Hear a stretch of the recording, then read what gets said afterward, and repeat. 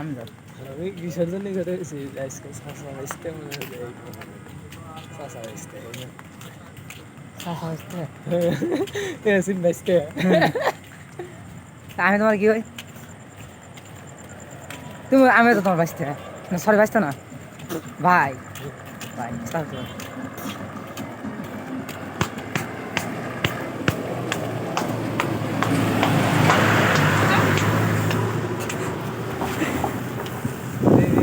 মনে করছি আমরা এখন জানাচ্ছি গাড়ি এই দেখেন আশুলিয়া এলাকার জ্যাম কি পরিস্থিতি, আমরা মনে করেন যে যাইতে পারি নাই। আমরা গাড়ির থেকে নেমে হেঁটে রওনা দিচ্ছি আমাদের গন্তব্যে। আমাদের পৌঁছাইতে মিনিমাম 4 থেকে 5 ঘন্টা লাগবে।